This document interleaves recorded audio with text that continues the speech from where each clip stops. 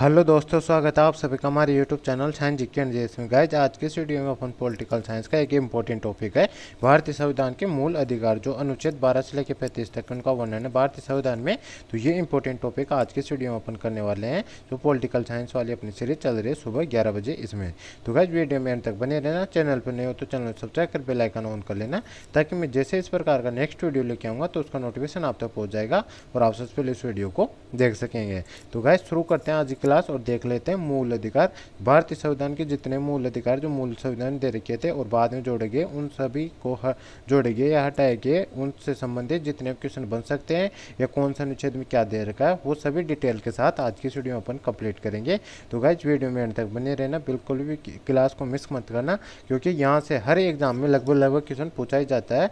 और हर एग्जाम में अभी आपका आगे दिल्ली पुलिस और गाइज एसएससी एमटीएस का एग्जाम स्टार्ट होने वाला है, तो उन सभी के लिए ये क्लास काफ़ी इंपॉर्टेंट हो जाती है। तो शुरू करते हैं फर्स्ट मूल अधिकार से। सबसे पहले ये इस बात करें मूल अधिकारों की, तो भारतीय संविधान के भाग 3 में मूल अधिकारों का वर्णन दे रखा है, जो अनुच्छेद 12 से 35 तक इनका वर्णन है। और सबसे पहले बात करें तो अनुच्छेद 12 आता है। अनुच्छेद 12 में दे रखा है राज्य की परिभाषा और संघ की विधायिका व कार्यपालिका, राज्यों की विधायिका व कार्यपालिका और सार्वजनिक क्षेत्र के उपक्रम और राज्यों द्वारा वित्त पोषित संस्थान, ये सभी अनुच्छेद 12 में दे रखा है। इस बाद आता है अनुच्छेद 13 यानी आर्टिकल 13। इसमें बता रखा है कि ऐसी विधि जो मूल अधिकारों से असंगत है, जो कि मूल अधिकारों से असंगत है, असंगति की सीमा तक शून्य होगा। और इस संविधान के पूर्व कानून के लिए यह प्रावधान किया गया है, ये फैक्ट आपको ध्यान रखना है। और अनुच्छेद 13(2) में दे रखा है, मतलब इसका उप अनुच्छेद है, यदि संसद यदि कोई कानून पारित करती है जो कि मूल अधिकारों से असंगत है, असंगति की सीमा तक शून्य होगा, यह भी दे रखा है। यह संविधान के पश्चात के कानून के लिए है ये, तो ये फैक्ट आपको ध्यान रखना है। इस बाद आता है कोई भी विधि मूल अधिकारों को कटौती नहीं कर सकती, ये फैक्ट आपको ध्यान रखना है। फिर आता है अनुच्छेद 13 का भाग मतलब उपभाग 3। इसमें विधि को कानून को परिभाषित किया गया है, विधि यानी कानून को परिभाषित किया गया है। और इसमें संसदीय अधिनियम, अध्यादेश, तो अध्यादेश, राज्य विधानमंडल के अधिनियम, सरकारी आदेश, इन सबको विधि के अंदर रखा गया है, ये फैक्ट आपको ध्यान रखना है। और रूढ़ि, प्रथा, नियम, विनिमय, अधिसूचना और आदि को भी इसमें शामिल किया गया है, ये फैक्ट आपको ध्यान रखना है। अब देख लेते हैं मूल अधिकारों का कि कहाँ से ग्रहण किया गया है, इनका ग्रहण का सिद्धांत क्या है। तो ग्रहण का सिद्धांत क्या है, यदि कोई संविधान पूर्व कानून मूल अधिकारों से असंगत है तो वह शून्य हो जाता है, लेकिन कालांतर में संसद मूल अधिकारों में संशोधन करती है और इसमें वो संगति दूर हो जाती है, तो वह कानून पुनर्जीवित हो जाता है। इस बात आता है भाग 13 का मतलब अनुच्छेद 13 का उप अनुच्छेद 4। और ये अनुच्छेद मतलब 13 के 2 भाग से संबंधित है। इसमें अनुच्छेद 368 पर लागू नहीं होगा, क्योंकि जो अनुच्छेद 368 संशोधन से संबंधित है और ये इस पर लागू नहीं होता है, और यह केवल सामान्य विधियों पर लागू होता है, जो संशोधन का मतलब प्रावधान दे रखा है, जो साउथ अफ्रीका से भारतीय संविधान में लिया गया था। अब आता है आर्टिकल नंबर 14, जो मतलब मेन इंपॉर्टेंट, यहाँ से अपना मूल अधिकार जो समानता का अधिकार है वह स्टार्ट हो जाता है। ऐसी बात करें जिसमें मतलब इस जो समानताएं दे रखी है, वो सबसे पहले आती है विधि का शासन, मतलब विधि का शासन, विधि के समक्ष समानता दे रखा है और विधि का समान संरक्षण इसमें दे रखा है। विधि के समक्ष समता, यह सबसे पहले समानता का अधिकार में दे रखा है। और यह विधि के शासन की नकारात्मक व्याख्या है, अर्थात विधि किसी के साथ भेदभाव नहीं करेगी, कोई भी व्यक्ति विधि से बड़ा नहीं है, मतलब कानून से बड़ा नहीं है, और यह ब्रिटेन से लिया गया है, तो फैक्ट आपको ध्यान रखना है। इसका सेकेंड समानता आता है विधि के समान संरक्षण, यह विधि के समान शासन की सकारात्मक व्याख्या है, और इसका अर्थ है समान परिस्थितियों में विधि का समान व्यवहार करेगी, मतलब कानून समान व्यवहार करेगा। इस बात आता है अर्थात अलग परिस्थितियों में विधि असमान व्यवहार कर सकती है, जैसे कि राष्ट्रपति, राज्यपाल, संसद सदस्य, राज्य विधानमंडल सदस्यों को विशेष अधिकार दिए जाते हैं। और यहाँ पर क्रिया कहाँ से लिखी है, तो यूएसए के संविधान से लिखी है, ये फैक्ट आपको ध्यान रखना है। फिर आता है अनुच्छेद 15। अनुच्छेद 15 में दे रखा है, और अनुच्छेद 15 का उभाग ये आता है राज्य नागरिकों के साथ धर्म, मूल, जाति, लिंग व जन्म स्थान के आधार पर भेदभाव नहीं करेगा।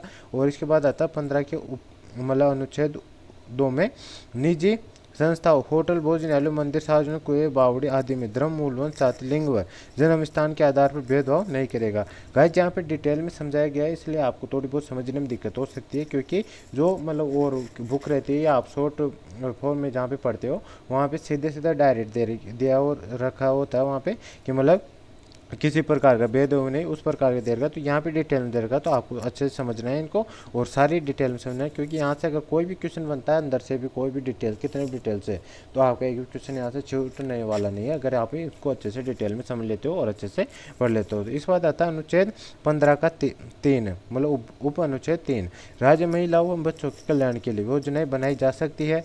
फिर आता है अनुच्छेद 15 का 4, सामाजिक और शैक्षणिक रूप से पिछले वर्गों के लिए अलग से कानून बना सकता है।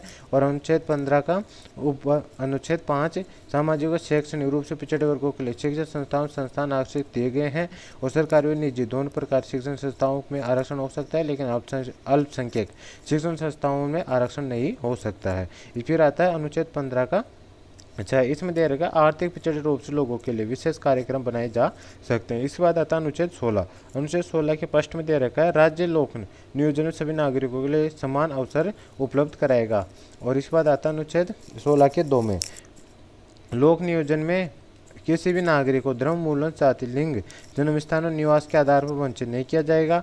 फिर एक का पद आता है अनुच्छेद 16 के 3 में निवास की बाध्यता संसद पिछड़े क्षेत्रों की स्थानीय नौकरियों में निवास बाध्यता रख सकती है। और इसके बाद आता है अनुच्छेद 16 का 4, सामाजिक और शैक्षणिक रूप से पिछड़े वर्गों के लिए सरकारी नौकरियों में पर्याप्त प्रतिनिधित्व नहीं है, उनके लिए स्थान आरक्षित रखे जाते हैं। इसके बाद आता है अनुच्छेद मतलब 16 का 4A, पदोन्नति में आरक्षण दिया गया है। 4B में की बात करें तो ब्लॉक बैकलॉग बनने के लिए 50% से अधिक आरक्षण हो सकता है। इस बात आता है अनुच्छेद मतलब 16 का 5, इसमें बात करें धार्मिक संस्थाओं में उसी धर्म के लिए स्थान आरक्षण किए जा सकते हैं। और फिर आता है अनुच्छेद 16 का 7 मतलब अनुच्छेद 16 का 6, आर्थिक रूप से पिछड़े वर्गों के लिए आरक्षण जैसे ओबीसी को दिया गया है।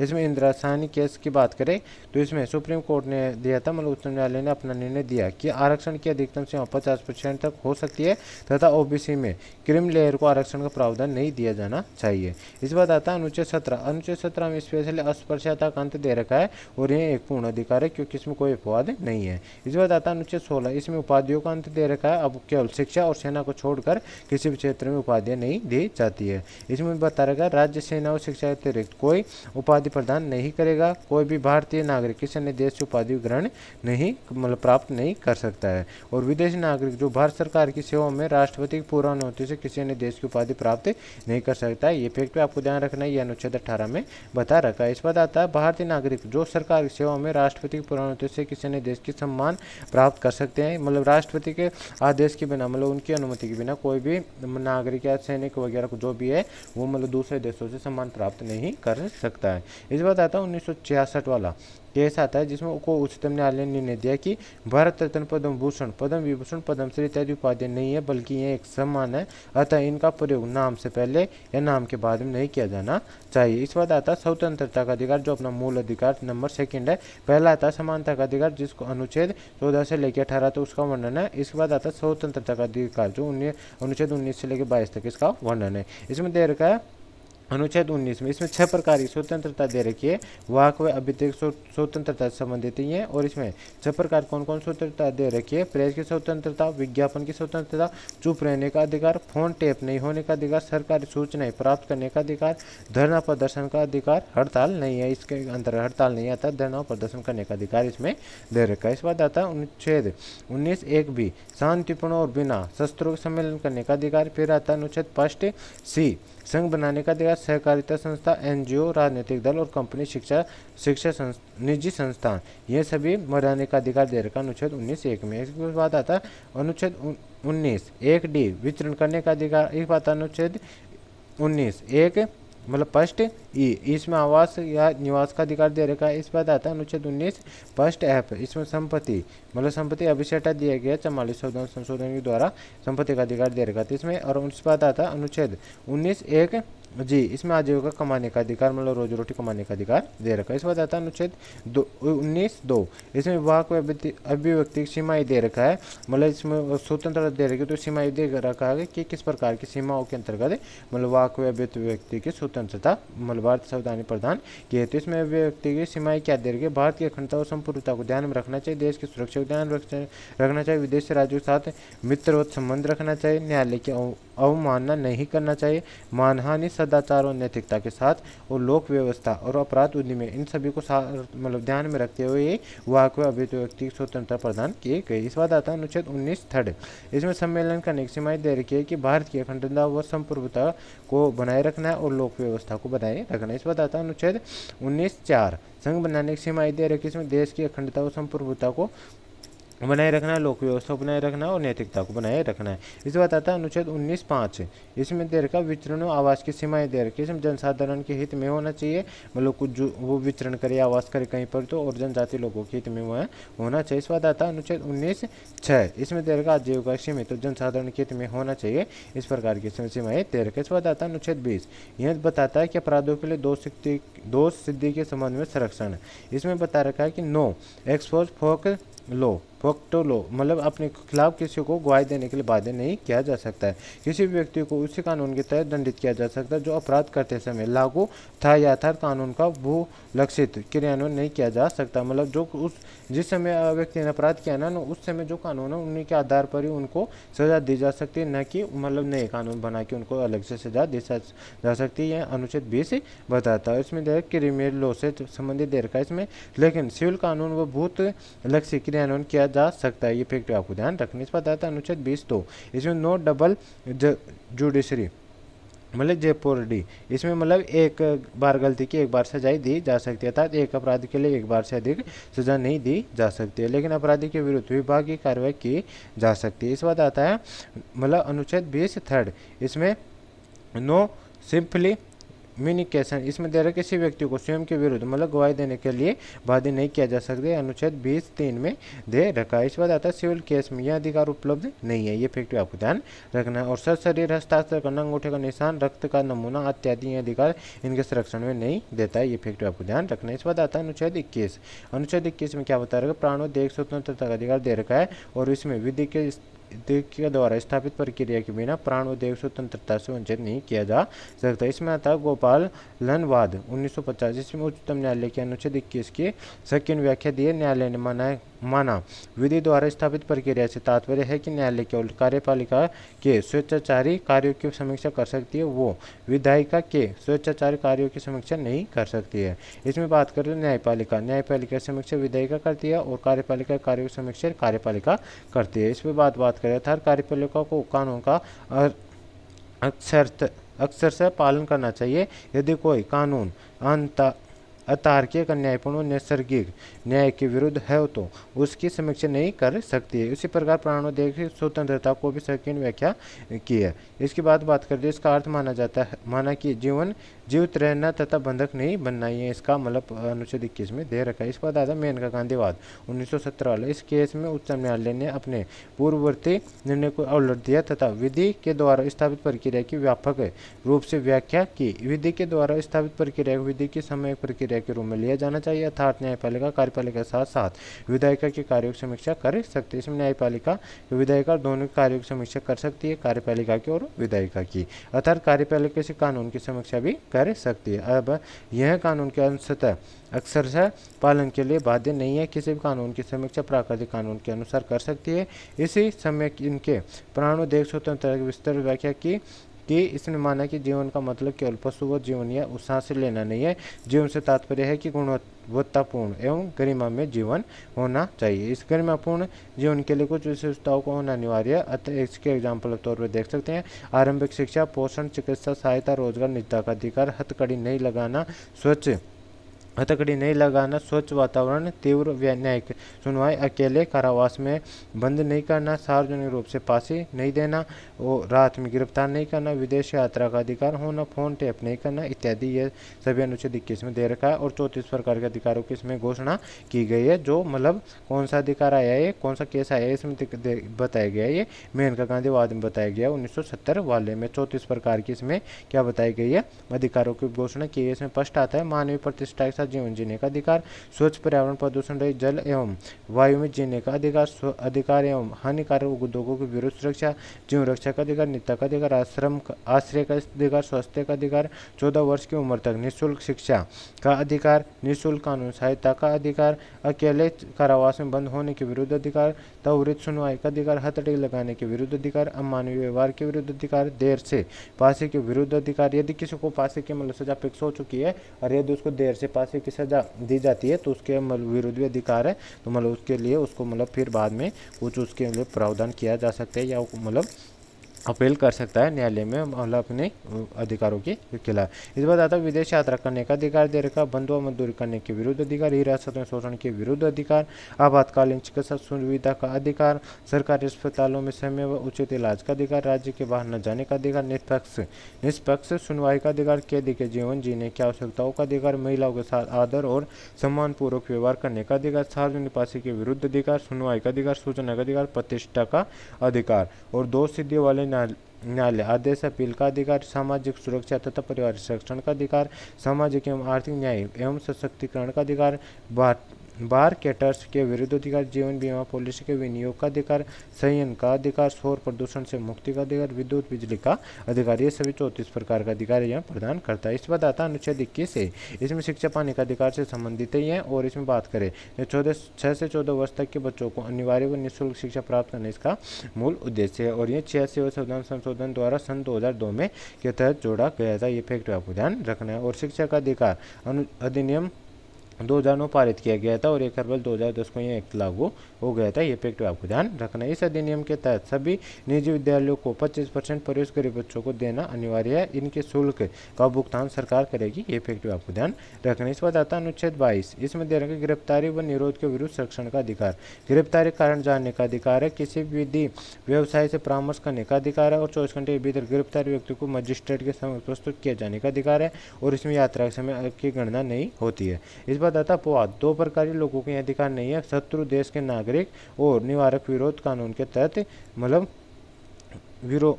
गिरोह और गिरफ्तार किया जाता है तो उसे मतलब ये अधिकार नहीं है। और शत्रु देश की जिस देश के साथ हमारा युद्ध चल रहा हो उसे मतलब शत्रु देश कहा गया। ये फैक्ट आपको ध्यान रखना है। इस बात आता है लेकिन जिन्हें निवारक निरोध कानून के तहत गिरफ्तार किया जाता है उसे भी कुछ अधिकार दिए गए हैं, जैसे कि अधिकतम 3 माह निरुद्ध रखा जा सकता है। इस अवधि को उच्च न्यायालय के न्यायाधीशों द्वारा गठित सरकारी बोर्ड द्वारा मतलब बढ़ा सकता है और 44 संविधान द्वारा इस अवधि के 2 माह कर दिया गया है, लेकिन इसे लागू नहीं किया गया अभी तक।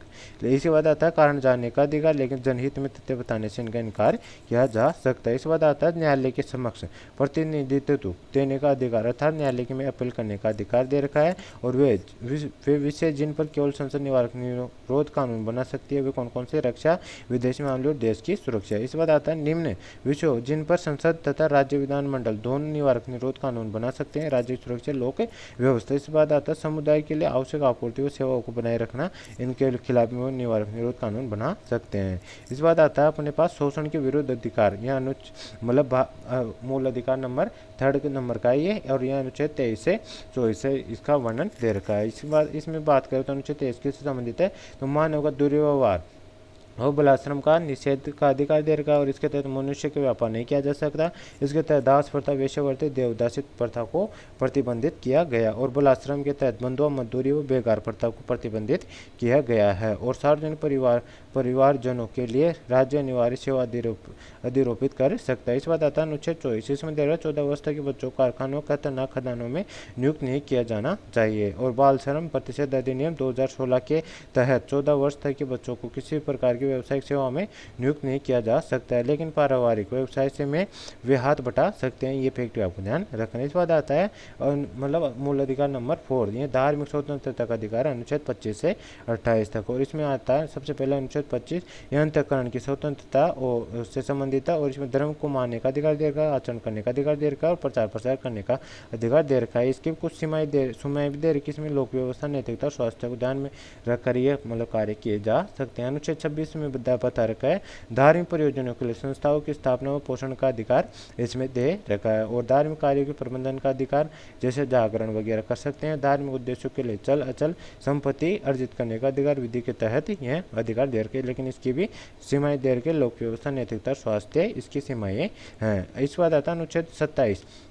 अनुच्छेद 27 में राज्य किसी विशिष्ट धर्म की अभिवृद्धि के लिए कोई कर नहीं लगाएगा, ये फैक्ट आपको ध्यान रखना। और अनुच्छेद 27 में यह बताया गया है। इसके बाद आता है अनुच्छेद 28। इसमें धार्मिक शिक्षण की कक्षा में उपस्थित नहीं होने का अधिकार इसमें बताया गया। और सरकार शिक्षण संस्थाओं में धार्मिक शिक्षा नहीं दी जा सकती, ये फैक्ट आपको ध्यान रखना। यदि धार्मिक उद्देश्य से शिक्षण संस्था की स्थापना की गई है तथा उसका प्रशासन सरकार के पास है तो उसमें धार्मिक शिक्षा दी जा सकती है। इस बात आता है निजी संस्थाओं में धार्मिक शिक्षा दी जा सकती है।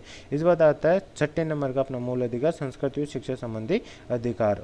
और इसकी बात करें स्वर्गीय 5वें नंबर का है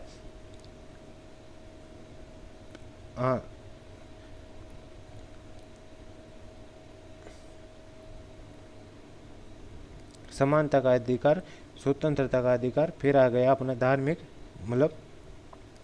शोषण के विरुद्ध अधिकार, ये थर्ड नंबर का हो गया। ये 4th नंबर का हो गया। अब 5th नंबर का अपना मूल अधिकार है कौन सा, ये संस्कृति और शिक्षा संबंधित अधिकार। 5th नंबर का मूल अधिकार है अपना संस्कृति और शिक्षा संबंधी अधिकारी। अनुच्छेद 29 से 30 इसका वर्णन दे रखा है। और इसकी बात करें तो इसमें दे रखा है अल्पसंख्यक वर्ग। अनुच्छेद 29 किससे संबंधित, अल्पसंख्यक वर्गों के हितों का संरक्षण से। और भारत के राज्य क्षेत्र में निवास करने वाले नागरिकों अपनी भाषा और लिपि का संरक्षण कर सकते हैं। राज्य के द्वारा वित्त पोषित शिक्षा संस्था में किसी नागरिक को धर्म, मूल, वंश, जाति तथा भाषा के आधार पर वंचित नहीं किया जा सकता है। इसके बाद आता है अनुच्छेद 30। अनुच्छेद 30 की बात करें तो धर्म व भाषा पर आधारित अल्पसंख्यक वर्ग अपनी रुचि की शिक्षा संस्थाओं की स्थापना कर सकते हैं और शिक्षा संस्थाओं को सहायता देने में राज्य कोई भेदभाव नहीं करेगा, ये फैक्ट आपको ध्यान रखना है। इस बात करें तो अनुच्छेद 31 का जिसे अब समाप्त कर दिया गया है, ये संपत्ति का अधिकार से संबंधित है और इसे 44 संशोधन 1976 द्वारा इसे समाप्त कर दिया गया है। और अनुच्छेद 21 को समाप्त करके इसे अब मूल अधिकार की श्रेणी से हटाकर इसे विधिक अधिकार बना दिया गया है और अनुच्छेद 300 का में रख दिया गया है, ये फैक्ट आपको ध्यान रखना है। और इसकी बात करते हैं 44 संशोधन के द्वारा 1978 में ये हुआ था, उसके द्वारा इसे हटा दिया गया तथा इसे अनुच्छेद 300 का में जोड़ा गया। अब इसे केवल संवैधानिक अधिकार है। और इसमें कानून 3 प्रकार के होते हैं, संवैधानिक, मौलिक और कानून विधि के 3 प्रकार के कानून इसमें होते हैं। इसके बाद बात करें अनुच्छेद 31A की तो सार्वजनिक प्रयोजन या जनसाधारण के लिए राज्य किसी व्यक्ति की निजी संपत्ति का अधिग्रहण कर सकता है तथा यह वह सभी प्रकार के व्यापारों या राष्ट्रीयकरण कर सकता है तथा उसके लिए क्षतिपूर्ति की राशि शौचालय के इतने भी निर्धारित कर सकता है, ये फैक्ट आपको ध्यान रखना। इस बात आता है अनुच्छेद 31B। इसके तहत 9वीं अनुसूची का प्रावधान किया गया तथा इसे सार्वजनिक उद्देश्य बनाए के इन कानूनों का न्यायिक पुनर्लोकन किया जा सकता है। इस बात आता है अनुच्छेद 31 से अनुच्छेद 39B और अनुच्छेद 39C से संबंधित है के उद्देश्य प्राप्त करने के लिए। और इसके बाद आता है संसद एक्ट पारित करती है जिसे अनुच्छेद 14, 19 और 31 के मूल अधिकारों को हनन होता है तो एक्ट अवैध नहीं होगा, ये फैक्ट आपको ध्यान रखना। इस बात आता है अनुच्छेद 31C। ऐसे में बता रहा है दूसरे भाग में यह निश्चित किया गया है कि इस प्रकार के अधिनियम को न्यायालय में चुनौती नहीं दी जा सकती। इस बात आता है अपना 6 नंबर का 7 नंबर का मूल अधिकार जो है संवैधानिक उपचारों का अधिकार और इसे डॉक्टर भीमराव अम्बेडकर ने भारतीय संविधान की आत्मा भी कहा, ये फैक्ट आपको ध्यान रखना है। इसमें बात करते हैं अनुच्छेद 32 में क्या देर का संवैधानिक उपचारों का अधिकार से संबंधित है और डॉक्टर भीमराव अम्बेडकर ने इसे संविधान की मूल आत्मा कहा है। और यदि किसी व्यक्ति के मूल अधिकारों का हनन होता है तो उच्चतम न्यायालय में 5 प्रकार रिट जारी कर सकता है। वो कौन से तो फर्स्ट रिट आती है बंदी प्रत्यक्षीकरण या हेबियस कॉर्पस से कहा जाता है। यदि किसी व्यक्ति को संवैधानिक तरीके से बंधक बनाया जाता है तो बंधक को न्यायालय में उपस्थित करने के लिए न्यायालय यह रिट जारी करता है। यह सरकारी और निजी क्षेत्र दोनों के विरुद्ध जारी की जा सकती है। यदि सरकार के विरुद्ध यह रिट जारी की जाती है तो वो यह मुख्य सचिव को जारी की जाती है, ये फैक्ट आपको ध्यान रखना है। सेकंड आती है परमादेश या मंडलमर्श। इसके बाद बात करें तो इसमें क्या दे रखा है, यदि राजनीतिक और प्रशासनिक पद नियुक्त कोई व्यक्ति अपने कर्तव्य पालन नहीं करता है तो इसे कर्तव्य पालन का आदेश दिया जाता है और यह निष्क्रिय को सक्रिय करने के लिए होती है। यह केवल सरकार के विरुद्ध जारी की जा सकती है और यह राष्ट्रपति और राज्यपाल के विरुद्ध जारी नहीं की जा सकती, ये फैक्ट आपको ध्यान रखना है। और इसके बाद बात करें तो यदि किसी अधिकारी की विवेकाधीन शक्ति है तो उसके खिलाफ भी रिट जारी नहीं की जा सकती है, ये फैक्ट आपको ध्यान रखना है। इस बात आता है संविधा के तहत उस न्यायालय के मुख्य न्यायाधीश उसके न्यायिक अधिकारिता के क्षेत्र में। इस बात आता है थर्ड प्रतिषेध या प्रोहिबिटेशन। यह उच्चतर न्यायालय के द्वारा निम्न न्यायालय के विरुद्ध जारी की जाती है। यदि कोई निम्नतर न्यायालय अपने अधिकार क्षेत्र से बाहर जाकर कार्य करता है तो उसे रोकने के लिए यह रिट जारी की जाती है। जैसे मतलब यदि कोई मतलब केस है और वो हाई कोर्ट में चल रहा है और सुप्रीम कोर्ट को लगता है कि अपने अधिकार क्षेत्र में आता है तो उसको मतलब रिट जारी करके उसके जो केस चल रहा है उसे अपने पास बुला सकता है और उनको उस कार्य में करने से रोक सकता है। इस बात आता है 4 नंबर पर मतलब उत्प्रेषण या सेरेटरी, यह उच्चतम न्यायालय के द्वारा निम्नतम न्यायालय के विरुद्ध जारी की जाती है। यदि कोई न्यायालय अपने अधिकार क्षेत्र से बाहर जाकर कार्य करता है तो इसे उच्च न्यायालय मतलब न्यायालय कार्य स्वयं अपने हाथों में ले लेता है। निम्नतम न्यायालय के द्वारा सुनवाई पूरी होने के बाद भी यह रिट जारी की जा सकती है और तो ये फैक्ट आपको ध्यान रखना है। इस बात आता है 1991 में यह रिट कार्यपालिका के विरुद्ध भी जारी की जा सकती है। मतलब 1991 से यह मतलब जारी कर दिया गया है। इसके उच्चतम न्यायालय केस को अपने पास मंगवाता है और स्वयं सुनवाई करता है। इसमें आता है प्रतिषेध और उत्प्रेषण में अंतर। मतलब प्रतिषेध में केवल निम्नतम न्यायालय को निम्नतम न्यायालय को किसी कार्य करने से रोका जाता है और इसमें उत्प्रेषण में मतलब इसमें निम्नतम न्यायालय को रोककर उच्चतम न्यायालय केस को अपने पास मंगवाता है। इफेक्टिव आपको ध्यान रखना है। और इस बात करते हैं केवल निम्नतम न्यायालय की सुनवाई के दौरान की जाती है और यह केवल न्यायपालिका के विरुद्ध जारी की जाती है, जबकि यह मतलब उत्प्रेषण यह सुनवाई के दौरान एवं सुनवाई के बाद भी जारी की जा सकती है, जबकि न्यायपालिका और कार्यपालिका दोनों के मतलब के लिए भी जारी की जा सकती है। इस बात आता है 5 नंबर की रिट अधिकार पर्चा। यदि कोई व्यक्ति किसी ऐसे राजनीतिक को प्रशासनिक पद पर नियुक्त किया जाता है जिसके लिए वो योग्य नहीं है, यह नियुक्त किए गए व्यक्ति के विरुद्ध जारी की जाती है तो नियुक्ति करने वाले के विरुद्ध नहीं जारी की जा सकती है। रिट जारी करने के लिए आधिकारिकता उच्चतम न्यायालय व उच्च न्यायालय की तुलना भी इसमें दे रखा है और उच्चतम न्यायालय और उच्च न्यायालय मतलब अनुच्छेद 32 और अनुच्छेद 226 के तहत मतलब इसमें मतलब रिट का प्रयोग करते हैं। इस बात उच्चतम न्यायालय रिट जारी करने के लिए बाध्य है क्योंकि अनुच्छेद 32 मूल अधिकार है।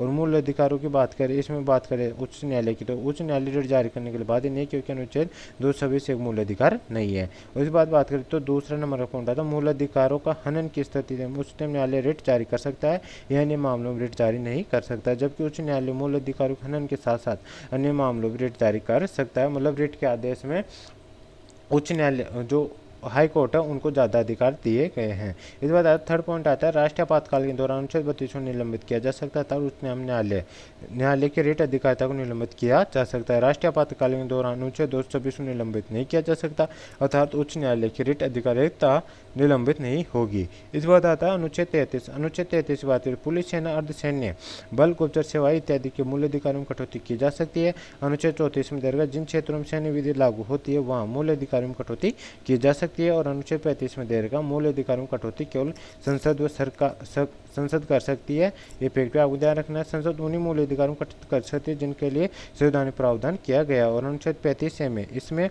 जम्मू कश्मीर के लिए विशेष प्रावधान थे। जम्मू व कश्मीर के स्थायी निवासी वहाँ अचल संपत्ति कर सकते हैं तथा राज्य सरकार को नौकरी में केवल वहाँ के निवासी आवेदन कर सकते हैं। राज्य सरकार योजनाओं व छात्रवृत्तियों का लाभ केवल उन्हें ही दिया जाना चाहिए। इस बात आता है 1954 में राष्ट्रपति के आदेश से इस संविधान में जोड़ा गया था। 5 अगस्त 2019 को इसे हटा दिया गया। वे मूल अधिकार जो केवल भारतीयों को प्राप्त हो कौन कौन से अनुच्छेद 15, 16, 19, 29 और 30 ये सिर्फ भारतीयों को ही प्राप्त है और राष्ट्रीय आपातकाल से मूल अधिकारों का निलंबन भी हो सकता है। अनुच्छेद 358 में राष्ट्रीय आपातकाल के दौरान अनुच्छेद 19 का स्वतः निलंबन हो जाता है और 44 1978 के तहत यदि सशस्त्र विद्रोह के कारण राष्ट्रीय आपातकाल की घोषणा हुई है तो अनुच्छेद 19 निलंबन नहीं होगा। ये फैक्ट आपको ध्यान रखना है। और अनुच्छेद 359 के तहत राष्ट्रीय आपातकाल में राष्ट्रपति अन्य मूल अधिकार निलंबित कर सकता है। जैसे कौन कौन से हैं तो माली संशोधन 1978 तक अनुच्छेद 20 और 21 का निलंबन नहीं किया जा सकता। ये फैक्ट आपको ध्यान रखना है। इस बात आता है मूल अधिकारों में संशोधन मतलब किस प्रकार किया जाता है और कौन कौन से केस आए हैं।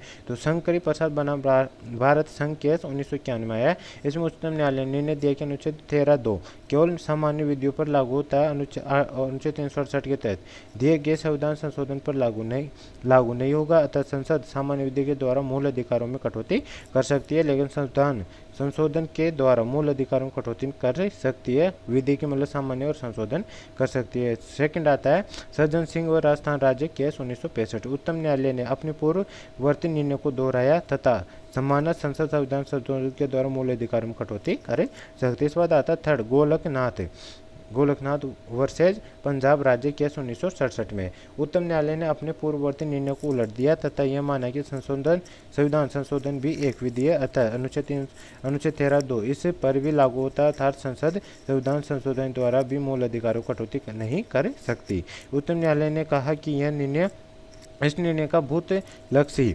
क्रियान्वयन नहीं होगा, लेकिन भविष्य में मूल अधिकारों में कटौती नहीं की जा सकती। इस बात आता है 4 नंबर पे 24वां संविधान संशोधन 1971। संविधान में अनुच्छेद 13(4) के वह 368 जोड़े गए तथा इसमें यह प्रावधान किया गया है कि अनुच्छेद 13(2) अनुच्छेद 368 पर लागू नहीं होगा। अनुच्छेद 13(2) केवल सामान्य विधियों पर लागू होगा। प्रावधान संविधान संशोधन विधेयक पर राष्ट्रपति सहमति देने के लिए बाध्य है। इस पर आता है 25वां संविधान संशोधन 1971। इसके तहत अनुच्छेद 31 से जोड़ा गया, जिसमें यह प्रावधान किया गया कि अनुच्छेद 39(b) व 39(c) के उद्देश्यों को प्राप्त करने के लिए संसद अधिनियम पारित करती है और इसके एक्ट से आर्टिकल 14, 19 और 31 का हनन होता है मूल अधिकारों में।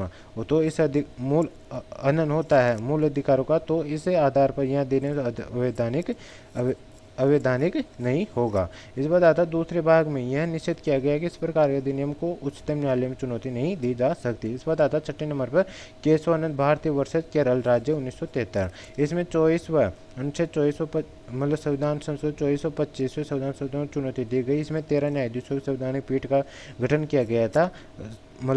7 और 6 के बहुमत से इस निर्णय लिया गया। न्यायालय ने 2425 में संविधान संशोधन को वैधानिक माना। न्यायालय के अनुसार संसद संविधान के किसी भी भाग में संशोधन कर सकती है, अर्थात मूल अधिकारों में भी संशोधन कर सकती है, लेकिन इससे संविधान का बुनियादी ढांचा विकृत नहीं होना चाहिए। इस निर्णय में संविधान के बुनियादी ढांचे की अवधारणा दी गई तथा न्यायालय ने 25 संविधान संशोधन के दूसरे भाग में को अवैधानिक घोषित कर दिया, क्योंकि न्यायिक पुनर्विलोकन संविधान का बुनियादी ढांचा है तथा यह भाग न्यायालय की शक्ति को सीमित करता है। और इसमें 42 संशोधन 1976 अनुच्छेद 31 का विस्तार किया गया, जिसके अनुसार सभी नीति निर्देशक तत्वों के उद्देश्यों को प्राप्त करने के लिए यदि संसद कोई अधिनियम पारित करती है, इससे अनुच्छेद 14, 19 और 31 के मूल अधिकारों का हनन होता है, तो इस आधार पर यह अधिनियम अवैधानिक नहीं होगा। मिनर्वा मिल्स भारत संघ 1980 इसमें बताया गया है। तो इसमें अनुच्छेद 31 के विस्तार को चुनौती दी गई। न्यायालय इस विस्तार को अवैधानिक घोषित किया गया तथा अनुच्छेद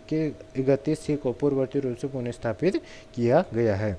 इस बात दे रहे संविधान का बुनियादी ढांचा क्या है, इसमें क्या बता रखा है। तो इसमें जो सुप्रीम कोर्ट ने व्याख्या की संविधान की बुनियादी ढांचा की, उसमें बता रखा है कि सर्वप्रथम केशवानंद भारतीवाद 1973 में उच्चतम न्यायालय ने बुनियादी ढांचे की अवधारणा दी। यह अवधारणा अमेरिका से प्रेरित है। इसके अनुसार संसद संविधान किसी भाग में संशोधन कर सकती है, लेकिन वह संविधान के बुनियादी ढांचे के साथ छेड़छाड़ नहीं कर सकती। बुनियादी ढांचे से तात्पर्य संविधान की मूलभूत विशेषताओं को नहीं बदला जा सकता है। न्यायालय के अनुसार संविधान का बुनियादी ढांचा तथ्य नहीं है, बल्कि यह एक अवधारणा है जिसमें देश काल परिस्थिति के अनुसार परिवर्तन किया जा सकता है। अतः न्यायालय समय समय पर इस संविधानों को स्पष्ट करता रहेगा। निम्न विशेषताओं को संविधान का बुनियादी ढांचा माना गया है, जैसे कि संविधान की सर्वोच्चता, लोकतांत्रिक गणराज्य, संसदीय शासन व्यवस्था, परिसंघीय ढांचा, स्वतंत्र न्यायपालिका, न्यायिक पुनर्विलोकन, पंथ निरपेक्षता, स्वतंत्रता का अधिकार, समानता का अधिकार, विधि का शासन, देश की एकता व अखंडता, संप्रभुता और निष्पक्ष व पारदर्शी चुनाव, ये सभी संविधान का बुनियादी ढांचा है। तो गाइज ये थे आज की क्लास। आई होप ये क्लास आपको भी पसंद आएगी। पसंद आए तो वीडियो को लाइक करना, चैनल पहली बार चैनल सब्सक्राइब कर बेल आइकन ऑन कर लेना। और गाइज जो मूल अधिकार वाला टॉपिक है, यहाँ से एग्जाम में क्वेश्चन पूछे जाते हैं। तो गाइज ये था आज की डिटेल में क्लास थी। यदि आपको इसके शॉर्ट क्लास चाहिए तो आप कमेंट बॉक्स में बता सकते हो, मैं इसके शॉर्ट क्लास बना के ला दूंगा आपके लिए, क्योंकि जो एसएससी का एग्जाम होता है उसमें इतने हाई लेवल के या इतने डिटेल में क्वेश्चन नहीं पूछते, ऊपर से क्वेश्चन पूछा जाता है। तो मैं इसकी एक शॉर्ट क्लास भी ले आऊँगा आप सभी के लिए, ताकि आपको उसको क्वेश्चनों को अच्छे से समझ में आ सके और आप कम समय में अच्छे से तैयार किया जा सके, जो पॉइंट टू पॉइंट तैयारी है वो है। तो गाइज ये था आज का वीडियो। मिलते हैं नेक्स्ट वीडियो में, तब तक के लिए जय हिंद जय भारत। और चैनल पर नहीं हो तो चैनल सब्सक्राइब कर बेल आइकन ऑन कर लेना, ताकि मैं जैसे इस प्रकार का नेक्स्ट वीडियो लेके आऊँगा तो उसका नोटिफिकेशन आप तक पहुँच जाएगा और आप सबसे पहले उस वीडियो को देख सकें। तो आज मिलते हैं नेक्स्ट वीडियो में, तब तक के लिए जय हिंद जय भारत।